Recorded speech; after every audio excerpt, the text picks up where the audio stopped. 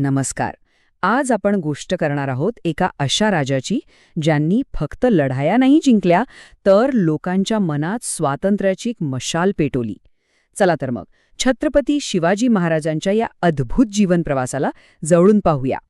चला थोडं इतिहासात मागे जाऊया. कल्पना करा त्या काळाची जेव्हा विजयनगर साम्राज्याचा अस्त झाला होता आणि संपूर्ण दख्खनवर एक प्रकारचा अंधार पसरला होता. लोकांचा आत्मविश्वास पूर्णपणे हरपला होता आणि गुलामगिरी हेच आपलं नशीब आहे असं मानून लोक जगत होते. पण याच अंधारलेल्या परिस्थितीत शिवनेरीवर एका नव्या युगाचा सूर्य उगवत होता. हो, एका अशा पर्वाची सुरुवात होत होती जे पुढे जाऊन संपूर्ण इतिहासाची दिशाच बदलणार होतं. महाराजांच्या व्यक्तिमत्वाचा जो पाया आहे ना, तो रचला त्यांच्या आई जिजाऊंनी. त्यांनी लहानग्या शिवाजी महाराजांना फक्त गोष्टी नाही सांगितल्या, तर रामायण आणि महाभारताच्या कथांमधून न्याय म्हणजे काय, धर्म म्हणजे काय आणि सगळ्यात महत्त्वाचं स्वराज्य म्हणजे आपलं स्वतःचं राज्य ही संकल्पना त्यांच्या मनात खोलवर रुजवली. आणि हे संस्कार फक्त बोलण्यापुरते किंवा कथांपुरते नव्हते. जेव्हा रांझ्याच्या पाटलानं एका स्त्रीचा अपमान केला तेव्हा महाराजांनी त्याला इतकी कठोर शिक्षा दिली की एक संदेश सगळ्यांपर्यंत पोहोचला की स्वराज्यात स्त्रीचा सन्मान हा सगळ्यात वर असेल. तर विचारांची पायाभरणी झाली होती. आता वेळ होती ती कृतीची, एका अशा शपथेची जिने इतिहासाला एक नवं वळण दिलं. रायरेश्वराच्या मंदिरात आपल्या जिवलग सवंगड्यांना, मावळ्यांना सोबत घेऊन त्यांनी स्वराज्याची शपथ घेतली. ही फक्त एक शपथ नव्हती, तर एका स्वतंत्र, सार्वभौम राज्याच्या स्वप्नाची ती एक प्रकारे पायाभरणी होती. शपथ तर घेतली, पण आता पुढे काय? मग टाकलं गेलं स्वराज्याचं पहिलं पाऊल, तोरणा आणि कोंढाणा जिंकून. आणि हे फक्त किल्ले जिंकणं नव्हतं, लक्षात घ्या. ही सुरुवात होती लोकांच्या मनातून भीती काढून टाकण्याची आणि त्यांच्यात एक नवा आत्मविश्वास जागवण्याची. पण अर्थातच स्वराज्याचा हा मार्ग काही फुलांचा नव्हता. पुढे तर महाराजांच्या शौर्याची आणि बुद्धीची म्हणजे चातुर्याची खरी कसोटी लागणार होती. ह्यातलीच एक मोठी परीक्षा म्हणजे अफझल खानासोबतची भेट. विचार करा, एका बाजूला खानाची प्रचंड ताकद, त्याचं अवाढव्य सैन्य आणि दुसऱ्या बाजूला महाराजांचं अफाट धैर्य आणि तितकंच तीक्ष्ण चातुर्य. आणि या सामन्यात बुद्धीने ताकदीवर विजय मिळवला. आणि हा संघर्षाचा प्रवास पुढेही सुरूच राहिला.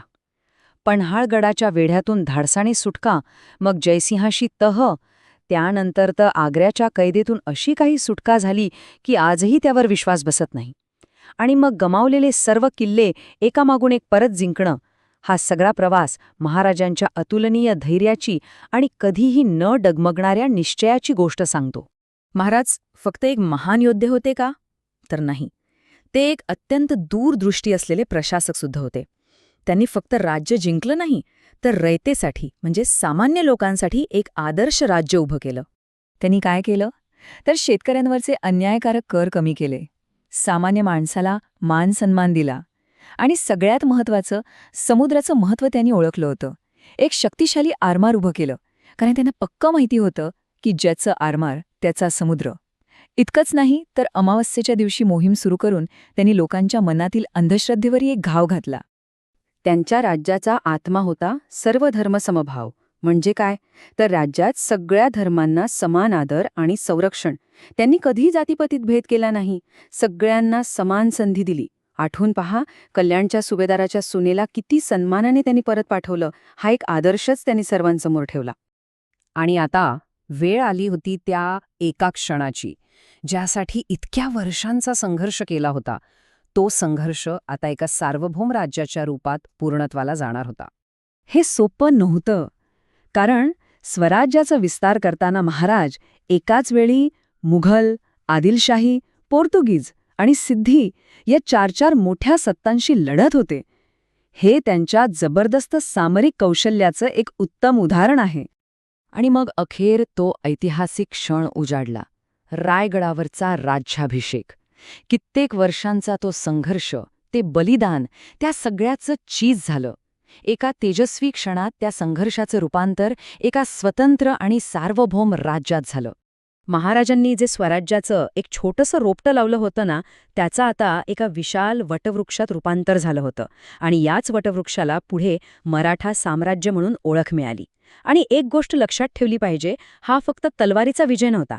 हा विजय होता न्यायाचा, करुणेचा आणि एका महान दूरदृष्टीचा. आणि हे सगळं आपल्याला एका महत्त्वाच्या प्रश्नापाशी आणून ठेवतं की एका व्यक्तीची दूरदृष्टी एका विशाल साम्राज्याचा पाया कसा काय बनू शकते.